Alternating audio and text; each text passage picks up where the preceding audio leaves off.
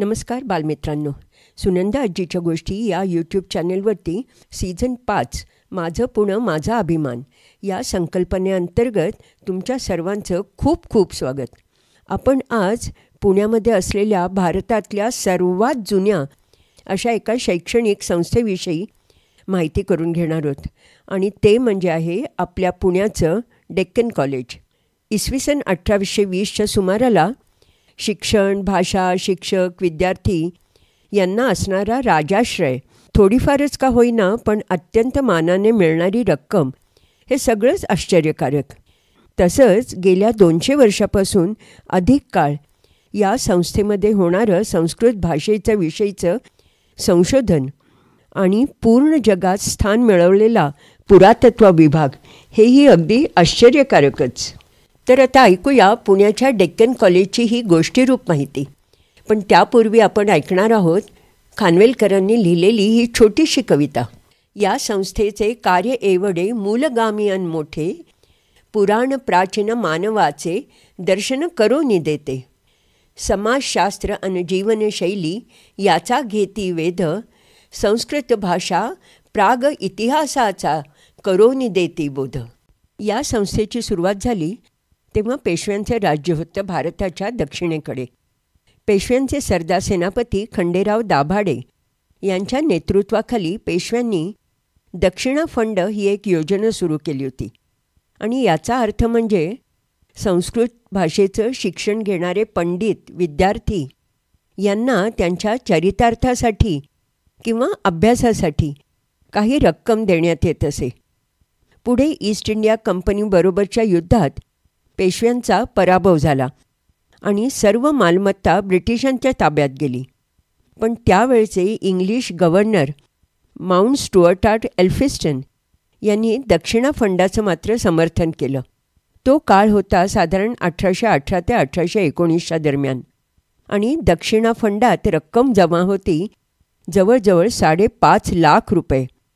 Mount Stuart Elphinstone यांनी केलेल्या रिपोर्टप्रमाणे ही रक्कम हिंदूंना फक्त संस्कृत अध्ययनात देण्याच्या ऐवजी इतर शैक्षणिक शाखा म्हणजे लॉ म्हणजे कायदेशास्त्र, मॅथमॅटिक्स म्हणजे अंकगणित यामध्ये काम करणारे उत्तम प्राध्यापक, तसंच उत्तम पुस्तकांचं मुद्रण किंवा पुनर्मुद्रण यासाठीही वापरावी. आणि हा त्यांनी अगदी ठामपणे अहवाल ब्रिटिश सरकारला दिला. ह्याच विचारांवरती काम करीत नंतरचे गव्हर्नर चॅपलिन यांनी संस्कृत भाषेच्या अभ्यासासाठी मुख्य जोर देत 1821मध्ये पुणा संस्कृत कॉलेजची स्थापना केली. याची सुरुवात झाली ते पुण्याच्या विश्रामबाग वाड्यात आणि विद्यार्थी संख्या होती 143. कॉलेज नुकतं कुठे सुरू झालं होतं. तोच कोर्टाचा परत फतवा निघाला, कॉलेज बंद करा. पण एल्फिस्टन यांनी त्याला सक्त विरोध केला आणि एकदा सुरू झालेलं शैक्षणिक काम परत बंद पडता कामा नये असा जणू आग्रहच धरला. नंतर जवळजवळ 12 वर्षांनी 1837मध्ये मराठी तर 1842मध्ये इंग्रजी भाषा यांचाही शिरकाव या कॉलेजमध्ये झाला. प्रतिसादही उत्तम मिळत होता. पुढे 1851मध्ये तर कॉलेजचं नावही बदललं आणि पुणा संस्कृत कॉलेजचं झालं नवीन नामकरण पुणा कॉलेज. नामवंत संस्कृत ग्रंथांचं भाषांतर इथे करण्यात येऊ लागलं आणि त्याचबरोबर खगोलशास्त्र, कायदेशास्त्र, अंकगणित यांचाही अंतर्भाव झाला. 1853पर्यंत विद्यार्थी संख्या झाली होती 454. कॉलेजचं रूप चांगलंच पालटलं होतं. BA आणि MA अशा पदवी परीक्षा इथे सुरू झाल्या होत्या. आणि 1860मध्ये तर पुणा कॉलेज मुंबई विद्यापीठाशी संलग्न झालं. पण वास्तव्य होतं विश्रामबाग वाड्यातच. आता पुणा कॉलेजला विश्रामबाग वाड्यातली जागा खूपच कमी पडायला लागली. त्यावेळेला सर जमशेदजी जिजीभॉय यासारख्या दानशूर व्यक्ती पुढे आल्या. त्यावेळेला त्यांनी सरकारला 1 लाख रुपयांची देणगी काही अटींवर दिली. 15 ऑक्टोबर 1864मध्ये इमारतीचा नवीन पाया त्यावेळचे मुंबईचे गव्हर्नर सर बार्टल फ्रेरे यांनी ठेवला आणि पुढे गोथिक पद्धतीने नवीन बिल्डिंग तयार झाली ती 1868मध्ये. या उत्तम बिल्डिंगचे डिझायनर होते कॅप्टन H.C. विल्किन्स. जुनं विश्रामबाग वाड्यातील पुना कॉलेज या नावाने सुरू झालेला हा प्रवास आता डेक्कन कॉलेज या नावाने नवीन इमारतीत पुढे सुरू राहिला. डेक्कन कॉलेज असं नामकरण करण्याचा मुख्य उद्देश मात्र पेशव्यांचं मूळ दक्षिणा फंडाशी असलेलं साधर्म्य आणि कॉलेज हे दक्षिणेतील हे ठिकाण. पुढे कॉलेजच्या परिसरात मराठ्यांचा इतिहास हे म्युझियमसुद्धा सुरू करण्यात आलं. दरवर्षी 23 मार्च ह्या रोजी कॉलेजचा जन्मदिवस साजरा केला जातो. अतिशय आनंदात उत्साहात प्राध्यापक आणि विद्यार्थी यांचं हे काम अजूनही समन्वयाने सुरू आहे. नंतर डेक्कन कॉलेजमध्ये विद्यार्थ्यांची गुणवत्ता वाढवण्याच्या दृष्टीने अनेक उपक्रम राबवले गेले. त्यातील एक मुख्य म्हणजे इंग्रजी आणि मराठी भाषेत निघणारं त्रैमासिक. त्यावेळेला पूर्ण मुंबई राज्यात फक्त डेक्कन कॉलेजमध्येच असं मासिक निघत असे.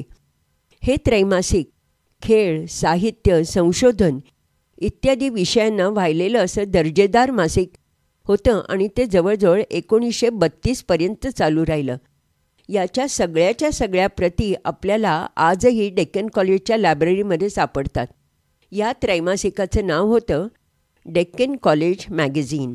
खरं तर कॉलेजचं नाव चांगलं होतं, प्रगतीपथावर होतं, विद्यार्थी हुशार होते, पण पुण्याची लोकसंख्यासुद्धा एकीकडे वाढत होती. शहरात इतर काही कॉलेज, पाठशाळा सुरू होत होत्या, स्थापन होत होत्या नव्याने, आणि विद्यार्थ्यांना मात्र एकीकडे इथलं थोडंसं महाग असं शिक्षण घेणं शक्य होत नव्हतं. आता काय करायचं? 2 उपाय शोधले गेले. कॉलेज बंद करायचं म्हणजे आपलं डेक्कन कॉलेज बंद करायचं किंवा कुठल्या तरी संस्थेला चालवायला द्यायचं. निर्णय घेणं खूपच अवघड होतं. पण शेवटी डेक्कन कॉलेज 1934मध्ये बंद केलं गेलं आणि कॉलेजची एवढी सुंदर बांधलेली इमारत पारसी पब्लिक स्कूल सोसायटीला द्यायची ठरली. पण कोर्टाने मात्र हे अमान्य केलं, कारण सर जमशेदजी जिजीभॉय यांना दिलेल्या शब्दाच्या विरुद्ध असा तो ठराव होता. म्हणून एक ट्रस्ट स्थापन करण्यात आला आणि कॉलेज चालवायचं ठरलं. डेक्कन कॉलेजचे माजी विद्यार्थ्यांनी यांनी खूपच मोठा लढा यासाठी दिला. मराठीचे अभ्यासक कृष्णशास्त्री चिपळूणकर, संस्कृत स्कॉलर R.G. भांडारकर, स्वातंत्र्य सेनानी लोकमान्य टिळक, विचारवंत गुरुदेव रानडे, बॅरिस्टर अप्पासाहेब पंत इत्यादी अनेक लोक लढा जिंकला आणि 5 वर्षानंतर 17 ऑगस्ट 1939 रोजी हे कॉलेज पुन्हा विद्यार्थ्यांनी गजबजलं. पण तेवढ्यात सुरू झालं दुसरं महायुद्ध. कॉलेजच्या कॅम्पसमध्ये मिलिटरीच्या छावण्या पडल्या आणि डेक्कन कॉलेज हे जिजीभॉय यांच्या रेल्वे स्टेशनच्या जवळील एका जागेत हलवलं. डेक्कन कॉलेजचं तोपर्यंत नामकरण झालं होतं Deccan college for post graduate research institute for higher education, आणि मुंबई विद्यापीठाशी संलग्न असलेलं हे कॉलेज आता सामील झालं होतं पुणे विद्यापीठात. वर्ष होतं 1949. संस्कृतसारखंच पुरातत्व विभागाचं कामही जोरात सुरू होतं.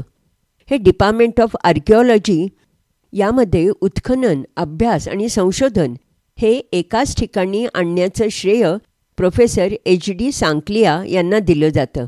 हे डिपार्टमेंट स्थापन झालं 1939मध्ये, ज्यामध्ये पुरातन वनस्पतीशास्त्र, प्राणीशास्त्र किंवा जमिनीखालील वेगवेगळ्या भूस्तरांची भौगोलिक रचना याचाही अगदी शास्त्रशुद्ध अभ्यास केला जातो आणि त्यातून निघणारे निष्कर्ष नवीन पिढीसाठी डिजिटाईज माध्यमातही ते आता जतन केले जातात. महाराष्ट्रात नेवासे, कोल्हापूर, दौलताबाद, चौल, तर उत्तर भारतात कारसोला, दक्षिण भारतात हल्लूर, टेक्कलकोटे आणि पूर्वेकडे ओरिसा इत्यादी ठिकाणी उत्खननातून मिळालेला खजिना, इतर अनेक गोष्टी म्युझियम स्वरूपात जतन केल्या आहेत. याचा उपयोग आंतरराष्ट्रीय अभ्यासक, भूस्तर पाहणी करणारे तज्ज्ञ यांना अनेक गोष्टीत करून घेता येतो. ॲडव्हान्स स्टडी इन आर्किओलॉजी हा विशेष विभाग 1985मध्ये सुरू झाला आणि हा भारतातीलच नव्हे तर पूर्ण साऊथ एशियामधील एकमेव विभाग आहे. गेले काही वर्ष संस्कृतचे अनेक स्कॉलर्स, विद्वान संस्कृतची डिक्शनरी बनवण्याचं काम इथे अव्याहतपणे करत आहेत. उदाहरणार्थ, संस्कृतमधला एखादा शब्द, समजा अग्नी, हा शब्द वेद, उपनिषद, पुराणं, नाटकं, काव्य इत्यादी ठिकाणी कुठे वापरला गेला आहे, कसा वापरला गेला आहे, कुठच्या संदर्भात वापरला गेला आहे याची नोंद एका कागदावर ठेवली जाते. आणि यासाठी कालखंड तपासला जातो तो इसवी सन पूर्व 1400 ते इसवी सन 1850पर्यंत. आत्तापर्यंत अशा वेगवेगळ्या शब्दांची नोंद इथे झाली आहे आणि ती आहे खूपच मोठी संख्या. 1 करोड स्लिप्स आणि 15 लाखांच्या वरती त्यावरच्या नोंदी. या लायब्ररीमध्ये जवळजवळ 1500 पुस्तकं संस्कृत वाङ्मयाची उत्तम पद्धतीने जतन केली आहेत. हा सर्व वारसा, ज्ञानाचा खजिना डिजिटाईज करण्याचं कामही जोरात सुरू आहे. त्यामुळे सर्व नोंदी या संस्कृत अभ्यासकाला सहजपणे उपलब्ध होत आहेत. तर मित्रांनो, असं हे पुण्याच्या अभिमानाचं डेक्कन कॉलेज, जणू संस्कृतचं माहेरघरच, जेथे जगामधली एकमेव डिक्शनरी अनेक संदर्भांसह आकार घेते. लवकरच ती पूर्णसुद्धा होईल.